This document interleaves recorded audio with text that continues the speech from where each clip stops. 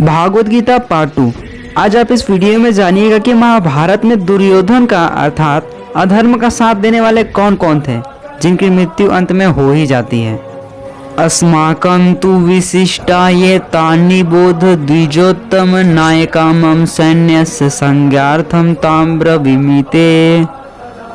किंतु हे ब्राह्मण श्रेष्ठ, आपकी सूचना के लिए मैं अपनी सेना के उन नायकों के विषय में बताना चाहूँगा जो मेरी सेना को संचालित करने में विशेष रूप से निपुण है। ऐसा दुर्योधन कहते हैं।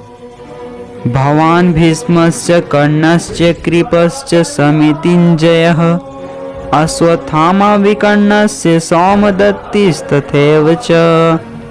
मेरी सेना में स्वयं आप, भीष्म, कर्ण, कृपाचार्य, अश्वत्थामा, विकर्ण तथा सोमदत्त का पुत्र भूरिश्रव आदि हैं, जो युद्ध में सदैव विजयी रहे हैं। दुर्योधन उन अद्वितीय युद्धवीरों का उल्लेख करता है जो सदैव विजयी होते रहे हैं। विकर्ण दुर्योधन का भाई है, ये तो आप भी जानते हैं। अश्वत्थामा द्रोणाचार्य का पुत्र है। कर्ण अर्जुन का आधा भाई है, क्योंकि वह कुंती के गर्भ से राजा पांडु के साथ विवाहित होने के पूर्व उत्पन्न हुआ था।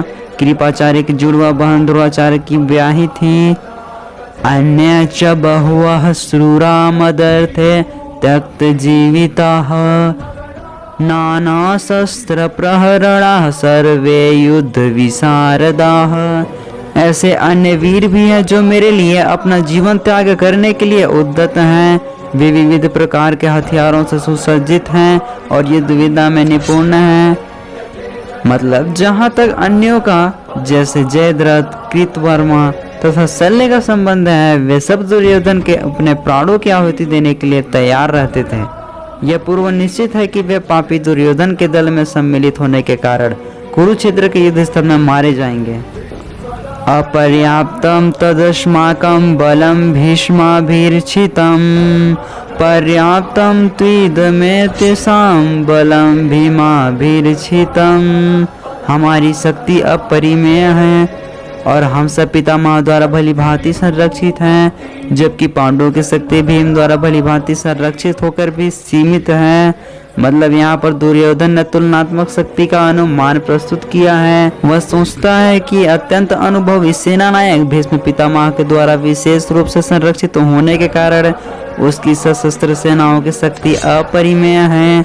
दूसरी ओर पांडवों की सेनाएं सीमित हैं, क्योंकि उनकी सुरक्षा एक कम अनुभवी नायक भीम द्वारा की जा रही है, जो भीष्म की तुलना में नगण्य है। दुर्योधन सदैव भीम से ईर्ष्या करता था, क्योंकि वह जानता था कि यदि उसकी मृत्यु कभी हुई तो वह भीम के द्वारा ही होगी। किंतु साथ ही उसे दृढ़ विश्वास था कि भीष्म की उपस्थिति में उसकी विजय निश्चित है, क्योंकि भीष्म कहीं अधिक उत्कृष्ट सेनापति हैं। वह युद्ध में विजयी होगा, यह उसका दृढ़ निश्चय था। अयनेषु च सर्वेषु यथा भागम वस्थिताः भीष्मेवाभिरक्षन्तु भवन्तः सर्व एव हि। अतएव सैन्य व्यू में अपने अपने मोर्चों पर खड़े रहकर आप सभी भीष्म पितामह को पूरी सहायता दें। भीष्म पितामह के शौर्य की प्रशंसा करने के बाद दुर्योधन ने सोचा कि कहीं अन्य योद्धा यह न समझ लें कि उन्हें कम महत्व दिया जा रहा है। अतः दुर्योधन ने अपने सहज कूटनीतिक ढंग से स्थिति संभालने के उद्देश्य से उपर्युक्त शब्द कहे।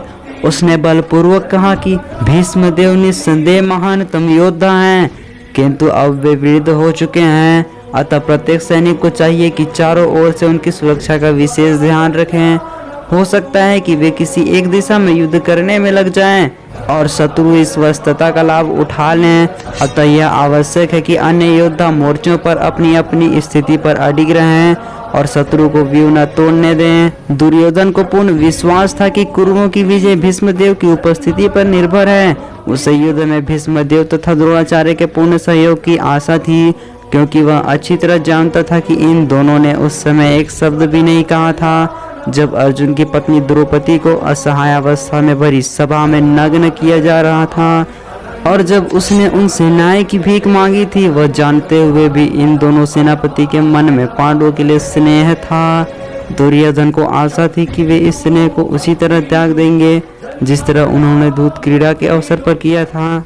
इस वीडियो में आप दुर्योधन की चाल को देख ही सकते हैं। बचपन से लेकर आज तक पांडवों के साथ खेल ही खेल रहा है। अगर वीडियो अच्छी लगी हो तो सब्सक्राइब कर दीजिएगा और बेल नोटिफिकेशन को ऑन कर लीजिएगा। अब मिलते हैं अगली वीडियो में कि ऐसा कौन सा शंख पांडवों ने बजाया कि पूरी दुनिया कांप उठी। जय श्री कृष्ण।